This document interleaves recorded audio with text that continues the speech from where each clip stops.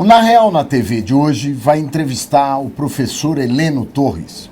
O professor Heleno Torres é o titular da cadeira de Direito Financeiro da Universidade de São Paulo.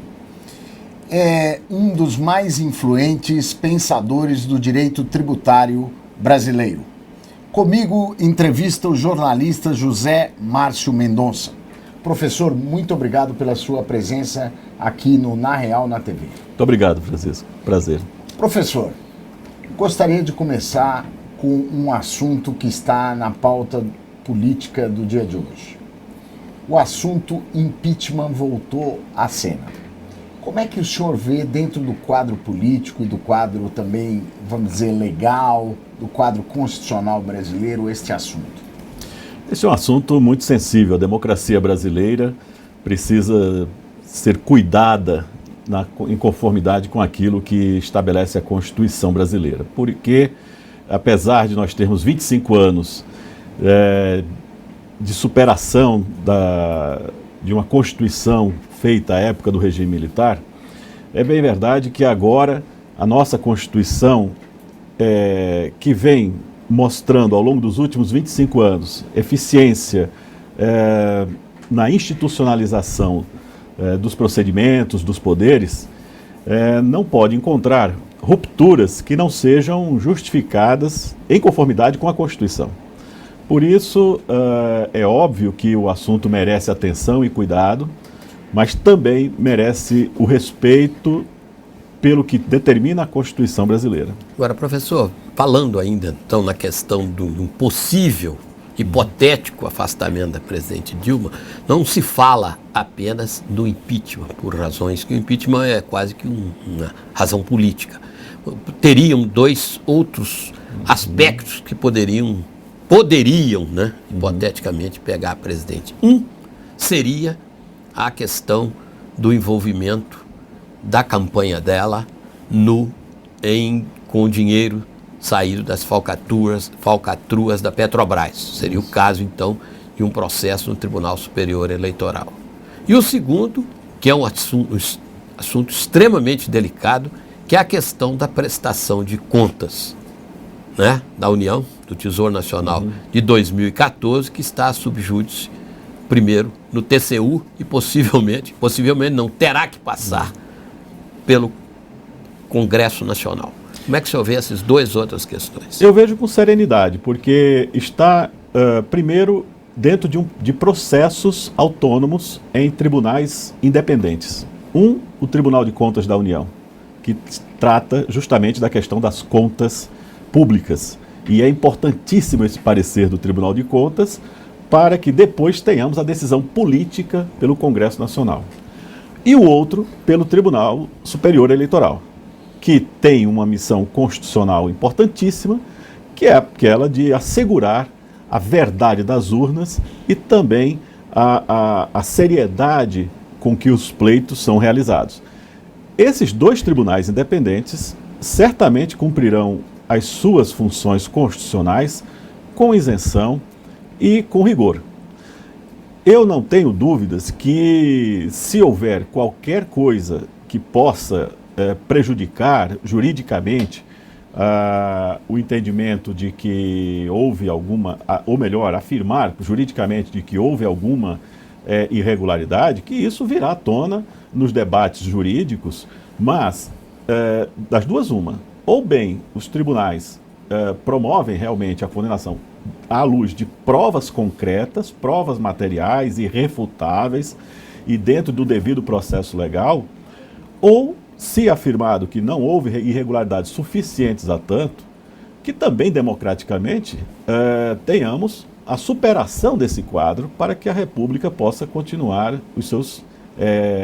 a vida institucional e a sociedade possa retomar um caminho de pacificação e normalidade. Ou seja, professor, pelo que eu estou entendendo, o que o senhor está propondo como jurista que é que esses assuntos não sejam tratados dentro de um quadro de banalização. Exatamente. O que parece é que esses assuntos dentro do jogo político, dentro do jogo entre oposição, governo, partidos que sustentam o governo, outros que não sustentam tanto. Existe um jogo de banalização. O que eu acho é que a opinião pública é fundamental. Numa república, numa democracia, a imprensa livre e a opinião pública são fundamentais e todos têm o direito de externar suas opiniões. Indiscutivelmente, há um clima de insatisfação, há um clima generalizado de dificuldades e é compreensível que a opinião pública seja contaminada por isso. Do outro lado, nós temos a política, e onde temos uma oposição que saiu muito fortalecida da eleição passada. Também é natural que esta oposição exerça o seu papel. E fico até satisfeito que ela esteja exercendo, porque sempre foi muito omissa ao longo dos últimos tempos. Pois bem, nós não podemos confundir a opinião pública, a ação política da oposição, com aquilo que se passa nos tribunais. Os tribunais independentes devem julgar não apenas conforme a opinião pública ou vontades políticas episódicas, mas segundo o direito, segundo a Constituição, com serenidade, fazendo uma apuração correta dos fatos ocorridos, para daí chegar a uma decisão jurídica que possa eventualmente até embasar uma decisão política, mas que nós temos que deixar os dois tribunais trabalharem com a independência. Eu quero insistir nesse aspecto, porque o princípio da independência é o sustentáculo do Poder Judiciário e também dos tribunais de contas, e a partir dessa decisão, então, o Brasil saberá o destino que caberá, em termos políticos, resolver. Agora, professor, essa banalização a que se referiu Petros, eu diria, para usar uma expressão que o antigo presidente usou, esse nhen político que está aí, oposição de um lado, insatisfação geral dos aliados, etc. Tal, não estaria perigosamente contaminando a economia e até, vamos no sentido mais amplo, eu não gosto da palavra, mas isso mesmo, até a governabilidade num momento muito difícil? Márcio, é importantíssima essa sua afirmação. Eu também concordo que o Estado e a economia necessitam principalmente de segurança jurídica. E a segurança jurídica somente pode ser obtida com normalidade institucional e com a pacificação de ânimos. Por quê? Porque o ambiente para a recuperação da economia exige confiança. Esse é o seu principal ativo. Daí, a banalização dessas discussões e a intensificação desses ruídos eleitorais que persistem, infelizmente, tem esse efeito de prejudicialidade para a continuidade dos negócios, especialmente dos investimentos de médio e longo prazo. Eu acredito que nós estamos passando por um momento político sensível, mas eu sou um otimista. Eu acredito muito na força da sociedade brasileira, na capacidade de reação da sociedade brasileira, porque nós temos um mercado competitivo. Eu gostaria de enfatizar um dado recente que a OEA publicou no final do mês de junho passado, que dava o Brasil como quarto destino de investimentos para os próximos anos, numa pesquisa feita com os CEOs mundiais. E ficando atrás apenas dos Estados Unidos, da China e da Índia. Quer dizer, mercados que claramente, sabidamente no mundo, estão em uma capacidade de atração muito grande. Então, isso só demonstra que há sim espaço de credibilidade, há confiança no governo, especialmente na condução da economia pelo ministro Joaquim Levy, e eu acredito sim numa superação em breve termo. Professor, indo para um assunto, não deixando contaminar a nossa conversa assim pelo ambiente político, existe esperança para a reforma tributária? Olha, a reforma tributária, ela é um processo.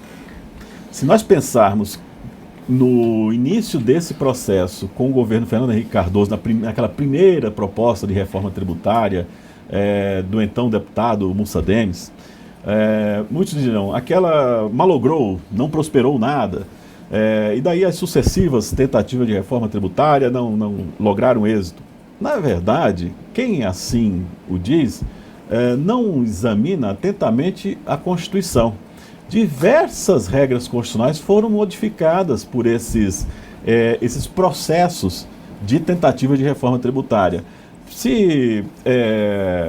Veja bem, desoneração de folha, desoneração das exportações, da cumulatividade do PIS e da COFINS, especialmente no caso de exportações das contribuições, desoneração dos bens de capital, que eram problemas literalmente trágicos da economia brasileira e que foram resolvidos ao longo desse processo de reforma tributária. Então, o que é importante, eu estou convencido hoje, de que nós nunca chegaremos a um grande projeto de reforma tributária que termine isoladamente, num determinado momento histórico. Mas o fato de ele ser discutido, o sistema tributário nacional ser discutido, isso gera mudanças. E o que fica de cada reforma tributária, muitas vezes, permite ao mercado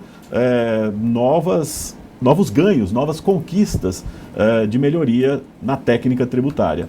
Agora, de fato, eu acredito que o mais interessante do momento em termos de reforma tributária é a participação do Senado Federal como nunca se viu. O Senado está aprovando uma série de medidas orientadas para a resolução dos problemas de endividamento dos estados, de resolução dos problemas da guerra fiscal, de tentativas de acordos com os estados e o Ministério da Fazenda, que de fato sempre foi a sua missão constitucional, mas nunca exercida. Essa retomada, para mim, é a grande novidade do processo de reforma política. Agora, professor, uma pergunta. Sim. Olhando o que está sendo discutido por aí, isso tudo que o senhor citou. Reforma tributária para quem? Grande pergunta. Para o Estado ou para a sociedade? O meu velho professor, meu primeiro orientador, o professor José Souto Mauro Borges, tinha um artigo que eu sempre repetia aos meus alunos, que ele trazia essa frase, que a reforma tributária, quando terminava, se favorável ao contribuinte, o Estado imediatamente começava uma reforma tributária porque não gostava do que viu, né? E se favorável ao Estado, o contribuinte continuava acenando pela necessidade de outra reforma. E aí o processo era interminável. Infinito. Né? Mas eu acredito mesmo que a reforma tributária ela é urgente no Brasil. Nós temos gargalos terríveis de divergências de tratamento tributário entre setores no Brasil. Setores que pagam muito tributo, outros que são menos onerados, que deveriam estar também contribuindo um pouco mais. É preciso resolver o custo de conformidade. O custo de conformidade é aquele que as pessoas suportam para dar cumprimento à legislação tributária. Esse custo é muito alto no Brasil, em alguns casos chega a superar 5% do faturamento de uma empresa. Não é? Nós temos isso, a simplificação é a ordem do dia nos fiscos no mundo inteiro e não pode ser diferente no Brasil. Né? Nós temos os problemas gerados com a substituição tributária entre estados, que tem afetado fortemente as importações e exportações no Brasil. Temos os problemas da estrutura da tributação da renda, que precisa ser atualizada à luz dos novos modelos de negócios e da contabilidade internacional. Houve um progresso recente, mas é preciso aprimorar e aprofundar. Então, o sistema tributário brasileiro, eu diria, ele não é o pior do mundo. Isso é uma ilusão, achar que o sistema tributário brasileiro é o pior, é o péssimo. Não, ele é um bom sistema tributário e, como todos os demais países, está em reforma.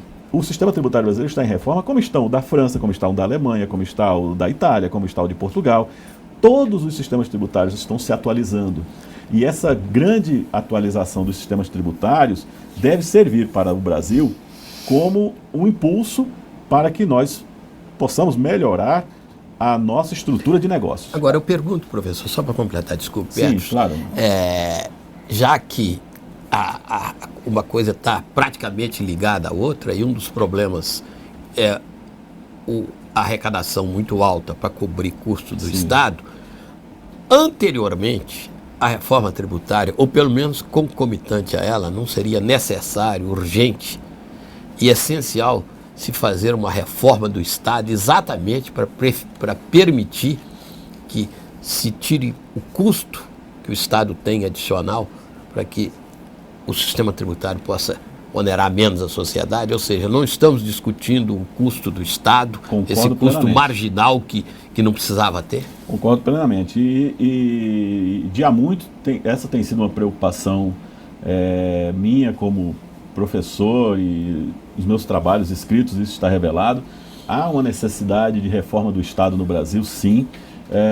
Basta pensar que nós temos um PIB brasileiro de em torno de 5 trilhões e 200 bilhões, né, mas um orçamento público de 2 trilhões e 500 bilhões, e dentro desse orçamento de 2 trilhões e 500 bilhões, 300 bilhões são para custear a máquina pública, federal apenas.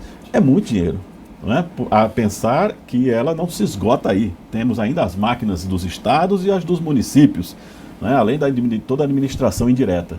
Então, esse custo do Estado tem que ser suportado de uma forma competitiva com o atendimento das necessidades coletivas de serviços públicos.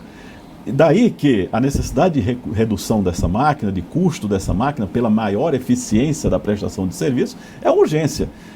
De fato, a redução da burocracia no Brasil, ela não pode mais esperar. Uma pesquisa da Fiesp, 2010, já revelava que o produto brasileiro é onerado em mais de 30% na competitividade internacional, unicamente por tributo acumulado e burocracia. Então, o custo da burocracia brasileira é excessivo. Para reduzir isso, nós temos que pensar numa reforma do Estado. E essa reforma do Estado, ela pode vir, sim, deve vir paralelo com a reforma tributária. Não há dúvida, quando eu falo que há reformas no mundo inteiro, é porque todos os governos e todas as sociedades estão também preocupadas com as dificuldades que o Estado tem vivenciado para atender às demandas de serviços públicos. No Brasil isso foi mais sentido porque nós tivemos um crescimento muito grande digamos assim, dessas classes emergentes, né, das classes C as próprias e B. demandas constitucionais, né? E claro, isso superlotou, vamos dizer assim, os serviços públicos, que por sua vez não conseguem, né, mais dar já não davam antes e agora continuam sem condições de dar um retorno à altura daquilo que a sociedade exige. Então é preciso que a reforma tributária, e esse é o grande desafio do governante brasileiro hoje é como eu posso fazer mais com menos recursos. Esse é um grande desafio, sem dúvida nenhuma, e ao lado deste, como eu posso criar as condições de competitividade e de uma tributação justa, mas que infelizmente também é uma ilusão achar que ela pode ser reduzida. Por quê? Porque a redução da carga tributária implicaria em reduzir investimentos em certas áreas que a Constituição obriga. Muitas vezes o governante não faz porque não quer. Ou seja, a famosa vinculação, né? A vinculação de receitas. A quantidade de receita vinculada no Brasil é gigantesca. Que normalmente o parlamentar vê como uma segurança, mas acaba sendo uma prisão, né? Exatamente. E eu vou dizer, ao mais, as carreiras públicas constantemente pleiteiam autonomia financeira. Todos querem ter autonomia financeira. Pode ver no pleito de cada uma das carreiras de Estado, autonomia financeira. Que querem ser o quê? Ilhas financeiras dentro do orçamento. Quanto mais você bloqueia recursos em vinculação obrigatória, mais você tira da decisão democrática do parlamento, inclusive. Veja, né? É porque a questão financeira começa nas urnas.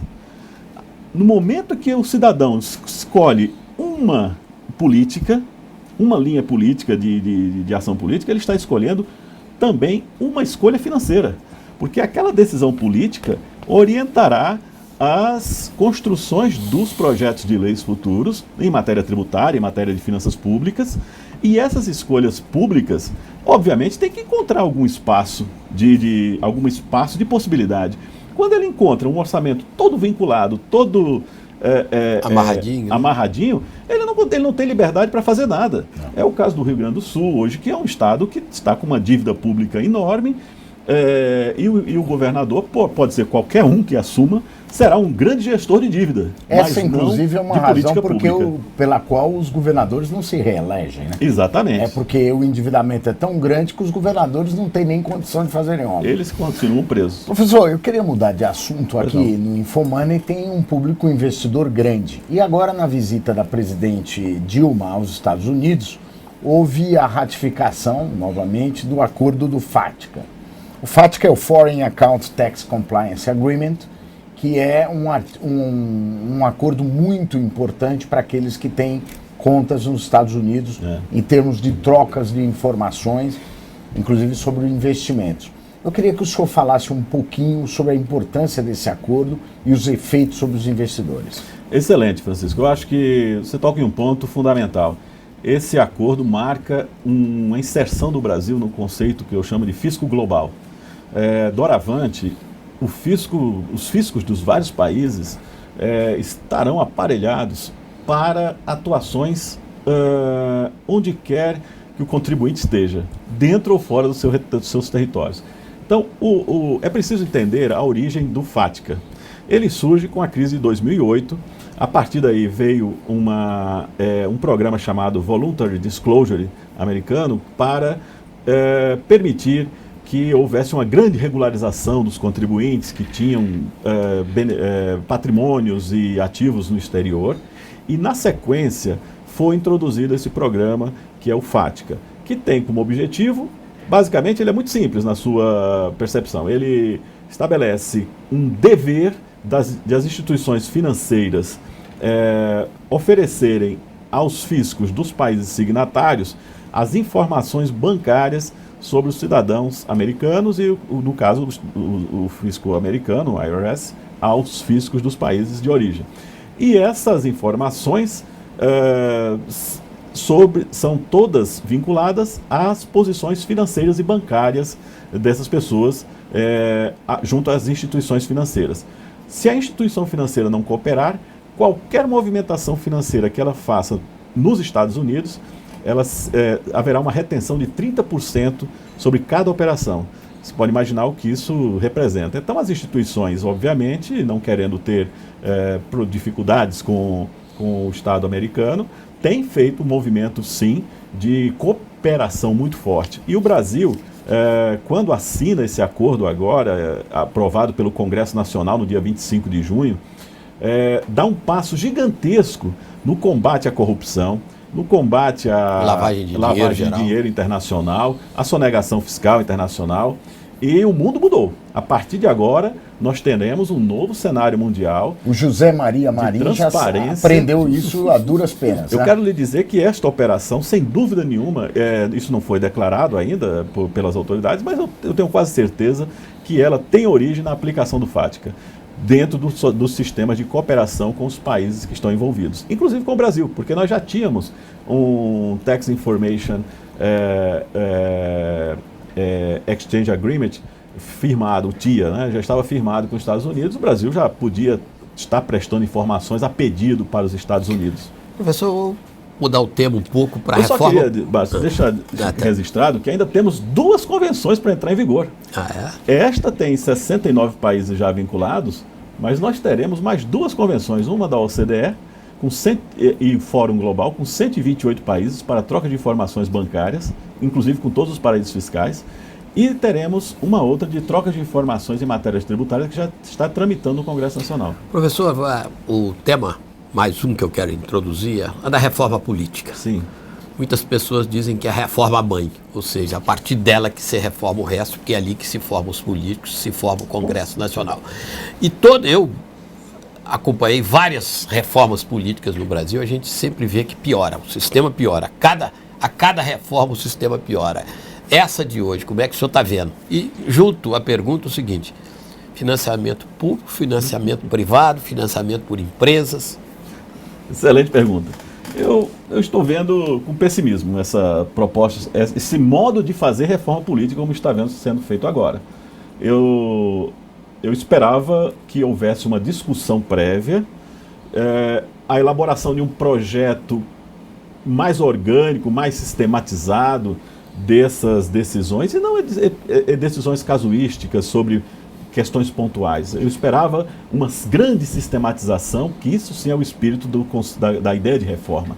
Né? Essa não pode ser fatiada como a reforma tributária. É isso, perfeitamente, porque nós estamos trabalhando o que há de mais sensível na política, que é o exercício da democracia. O princípio da democracia tem que ser levado a sério, e levado a sério nas suas últimas circunstâncias. A reforma política é algo de extrema seriedade. Por quê? Porque ela decide e pauta o futuro, o destino das nações em qualquer circunstância, e especialmente nos dias atuais que o Brasil vive. Então, no âmbito brasileiro, a reforma política é a mãe de todas as reformas. Por quê? Porque com a melhoria na escolha dos parlamentares, dos representantes do povo, nós teremos também mudanças qualitativas na decisão das outras reformas, para que saibamos aproveitar melhor a qualidade parlamentar e dos nossos agentes políticos. Por isso, eu quero registrar que essa reforma, de fato, ao meu ver, não é reforma. Ela precisa ainda receber esse sentimento de unidade que nós não percebemos ainda no seu conteúdo. Sobre financiamento, eu já escrevi 2 artigos que eu vou ao encontro daquilo que decidiu o Supremo Tribunal Federal. Ou seja, me parece que a Constituição ela não concorda com o financiamento privado na forma como se encontra hoje.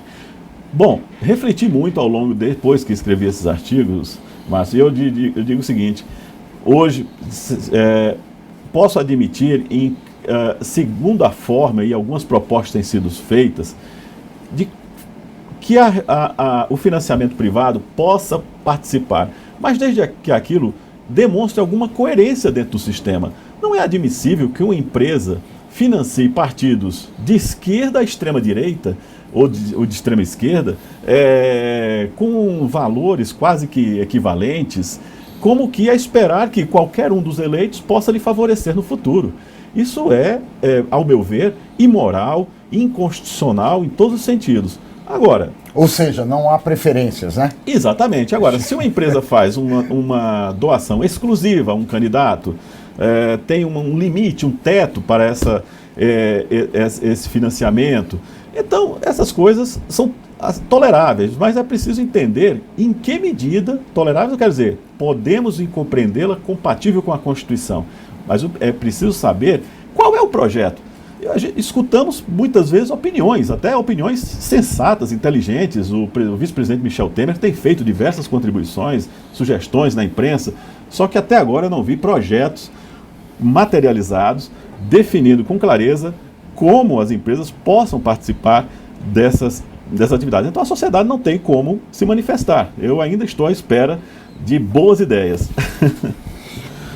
O Na Real na TV hoje entrevistou o professor Heleno Torres. Professor, muito obrigado pela presença aqui. Eu que agradeço. Obrigado pelo seu otimismo. Obrigado a todos. Obrigado, Zé Márcio. Voltamos na próxima semana.